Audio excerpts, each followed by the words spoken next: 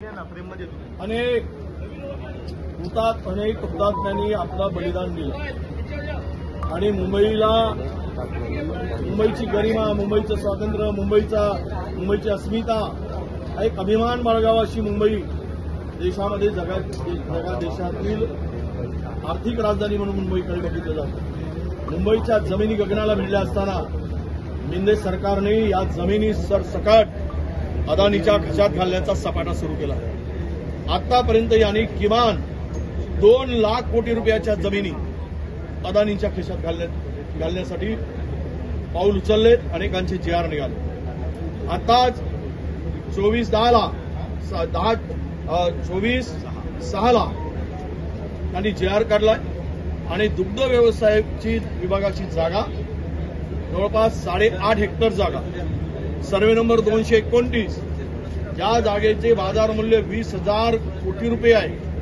आताच्या रेडी रेकनरनुसार त्यांना 25% रेडी रेकनरच्या 25% किमतीमध्ये हा अदानीच्या खिशात घालण्याचं पाप या सरकारने करून महाघोटाळा केला आहे। याबरोबरच अद्यापही आपल्याला अंधेरी प्रकल्पाच्या संदर्भात, पुनर्विकास प्रकल्पाच्या संदर्भात कुठलेही पात्र अपात्र ठरले झाले नाही, म्हणजे यादी फायनल झालेली नाही, त्याचा कुठला करार झाला नसताना त्याची 550 एकर जागा त्यांनी अदानीच्या खिशात घातली।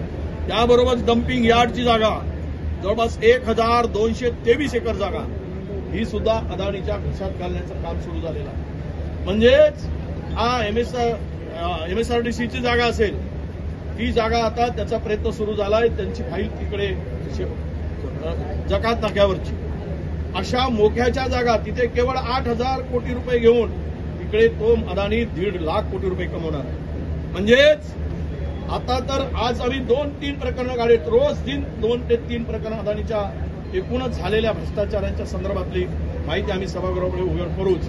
पण आज आम्ही मागणी केली होती सरकारकडे, या जो घोटाळा जमिनीचा चालला आहे, जमिनी सरसकट अदानीच्या खिशात घातल्या जात आहेत।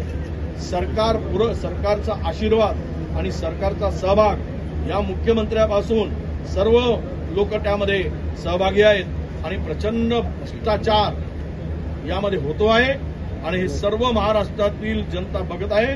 म्हणून आज आम्ही मागणी केली की या सगळ्या प्रकरणाची चौकशी झाली पाहिजे, या जमिनी परत घ्या आणि अदानीकडे ही जी मुंबई घाण ठेवण्याचं जे काही तुम्ही प्रयोग केला आहे, सुरू केला आहे, ते थांबवा अशी आम्ही आज मागणी केलेली आहे। विरोधी पक्ष म्हणून आम्ही या सगळा आवाज उठवत आहोत। साधारणपणे गेले 2 वर्ष मुंबईवर चाललेला अत्याचार, महाराष्ट्रावर चाललेला अत्याचार आणि महाराष्ट्र लुटण्याचा कार्यक्रम या खोके सरकारने हाती घेतलेला आहे।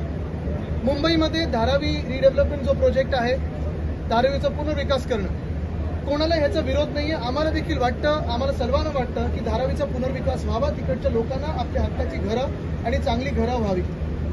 पण गेले 1-1.5 वर्ष आम्ही सतत पाहत आलेलो आहोत की भाजपचे जे मालक आहेत, शिंदे सरकारचे जे मालक आहेत, त्यांच्या घशात हीच जमीन नाही तर अजून मुंबई घालण्याचा प्रयत्न हे शिंदे सरकार आणि भाजप करत आहे। त्यांच्या मालकाला हात जोडून लोटांगण घातलेलं आहे। 2-3 गोष्टी मुंबईने आणि महाराष्ट्राने लक्षात घ्याव्या, आपण सर्वांनी लक्षात घ्याव्या। पहिली गोष्ट म्हणजे हा जसं टेंडर बनवलं गेलं आहे किंवा ह्याच्यात सगळे जे काही अटी-शर्ती टाकलेले आहेत किंवा सवलती दिलेल्या आहेत, त्याच्यात पहिली गोष्ट म्हणजे मुंबईत कोणालाही TDR जर विकत घ्यायचं असेल तर पहिला 40% TDR हा अदानी समूहाकडूनच घ्यायला लागेल। म्हणजे मुंबईचे पैसे, मुंबईच्या महानगरपालिकेला मिळणारे पैसे किंवा हाऊसिंग डिपार्टमेंटला मिळणारे पैसे, सरकारला मिळणारे पैसे हे सगळे जाणार अदानी समूहाला। बघा, कुठच्याही उद्योगपतीला आमचा विरोध नाही, कोणी काही चांगलं करत असेल आम्ही विरोध करणार नाही, पण आज ईस्ट इंडिया कंपनीपेक्षा भयानक प्रकार हा मुंबईत आणि महाराष्ट्रात सुरू केलेला आहे। इंडेक्सेशन काढून टाकलेलं आहे। जर तसं पाहिलं गेलं तर आज मुंबईमध्ये टाउन प्लॅनिंग अथॉरिटी 4 की 5 आहेत। आमचं स्वप्न होतं आणि आम्ही आमचं सरकार आल्यानंतर मुंबई महानगरपालिकेलाच टाउन प्लॅनिंग अथॉरिटी करू। पण आज आपण पाहिलं तर धारावीमध्ये जर एखादी परवानगी घ्यायची असेल किंवा काही प्रस्तावित असेल, टाउन प्लॅनिंग अथॉरिटी DRP आहे किंवा मुंबई महानगरपालिका आहे किंवा आजूबाजूला जे MMRD आहे, त्यांनी 15 दिवसात अदानी समूहाला उत्तर दिलं नाही। तर जसे अदानी समूह म्हणेल, अदानी म्हणतील तेच खरं ठरेल आणि तसंच केलं जाईल। हा नवीन कायदा आपल्या राज्यात कशासाठी आलेला आहे, देशात कशासाठी आलेला, काय नक्की आपण पुनर्विकास करतोय का, चंद्राचा आपण काही वेगळं काही करतोय का? पुनर्विकास प्रकल्प मुंबईभरात आणि देशभरात अनेक सुरू आहेत। पण कोणालाही अशा सवलती मिळाल्या नाहीत. आणि हेच जर कमी पडत असेल तर आपल्याला आठवत असेल लोकसभेची जेव्हा निवडणूक होती तेव्हा मिहीर खोटेच्या जे खोटं बोलत असतात सतत तेच म्हणत होते की आम्ही हा GR रद्द करून घेऊ. निवडणुकीच्या आधी स्थानिकांनी आंदोलन केलं होतं. हा विषय नाहीये की कुर्ल्यामध्ये राहतात त्यांना धारावीचा विरोध आहे किंवा धारावीच्या पुनर्विकासाला विरोध आहे. हा विषय नाही की मुलुंडकर जे आहेत त्यांना धारावीकरांचा विरोध करायचा आहे किंवा धारावी पुनर्विकासाला विरोध आहे. मुद्दा हा आहे की ज्या जमिनी दिल्या जात आहेत, मग मिठागरं असतील, डम्पिंग ग्राउंड असेल, ऑक्टोचा नाका असेल, कुर्लाचे मदर डेअरीचा प्लॉट असेल किंवा मुलुंडमध्ये जे प्लॉट दिलेले आहेत ते किती वर्ष तुम्ही अदानी समूहाला देणार आहे? जसं आता आपण पाहत असाल वरळी BDD मध्ये तिथे मोकळी मैदानं होती, तिथे नवीन इमारती बांधल्या जात आहेत आणि मग जी जुनी इमारत आहे तिथे पाडून मोकळं मैदान होईल.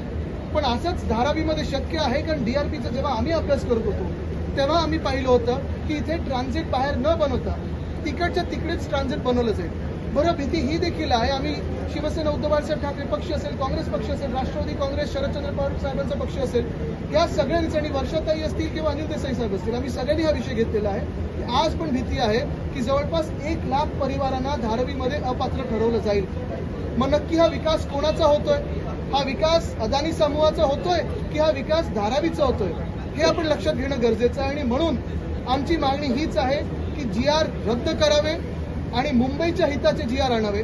गुजरातचं जे आक्रमण आहे महाराष्ट्रावर, जी सगळी लूट चाललेली आहे, मुंबई तोडू नाही शकत म्हणून अदानी समूहाच्या घशात घालायची हे आम्ही कदापि मान्य करणार नाही. आणि आमचं सरकार येणारच आहे 3 महिन्यात आल्यानंतर हा विकास तर आम्ही करूच, पण कोणाचाही उलटसुलट फायदा न करू देता मुंबईचा आणि महाराष्ट्राचा विकास कसा होईल, धारावीचा विकास कसा होईल त्याच्यावर लक्ष केंद्रित करून आम्ही विकास करू.